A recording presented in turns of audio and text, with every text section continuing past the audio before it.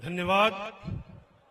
सबसे पहले अपने महापुरुषों ज्योतिबा फूले, सरदार पटेल, बाबा साहब भीमराव अंबेडकर, राम मनोहर लोहिया, मान्यवर काशीराम और परम श्रद्धेय मुलायम सिंह के चरणों में श्रद्धा सुमन अर्पित करते हुए मंच पे आसीन समस्त समाजवादी नेतागण, सामने उपस्थित समस्त मऊ और घोसी की जनता, मैं एक पत्र निकाल के लाया हूं माननीय दारा सिंह चौहान जी का।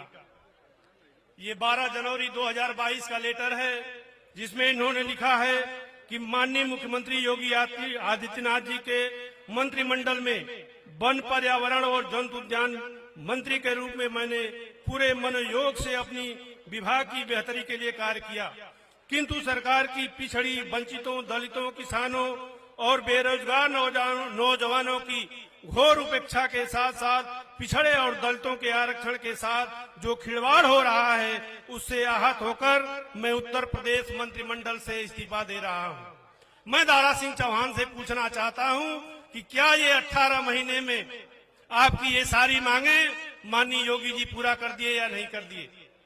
मैं आपसे पूछना चाहता हूं कि आपने जो 2017 में एक पटेल नौजवान की राजनीतिक हत्या करी और 2022 में घोसी में एक चौहान समाज के नौजवान की राजनीतिक हत्या करी, क्या नौजवान समाज, चौहान समाज, पटेल समाज आपको माफ करेगा? नहीं करेगा। और दूसरी, अभी एक ओम प्रकाश राजभर जी हैं, वो भी साथ में गए हैं, उन्होंने भी भाजपा पे आरोप लगाया था कि भारतीय जनता पार्टी जो है जातिगत जनगणना नहीं कराना चाहती और सामाजिक न्याय समिति की रिपोर्ट लागू नहीं करना चाहती। इन दो बिंदुओं के साथ उन्होंने भारतीय जनता पार्टी का साथ छोड़ा था। लेकिन आज कौन सी मजबूरी है कि वो, क्या ये दोनों मांगे उनकी पूरी हो गई? अगर नहीं हुई तो ये साफ जाहिर होता है कि वो अपने और अपने दोनों बेटों के हित के लिए, न कि समाज, राजभर समाज के लिए कोई काम कर रहे हैं, अपने और अपने दोनों बेटों के लिए काम कर रहे हैं और भारतीय जनता में जा करके अपना मंत्रिमंडल पद ढूंढ रहे हैं। अभी कल एक लड़का है छोटा सा हमारा नवरत्न, कल एक अपने साक्षात्कार में बोल रहा था कि ओम प्रकाश राजभर जी पगला गए हैं। माननीय योगी जी से ये आग्रह कर रहा था कि इनको इलाज की आवश्यकता है। वास्तव में मैं एक डॉक्टर होने के नाते आपको बताऊं कि एक बीमारी होती है सिजोफ्रेनिया।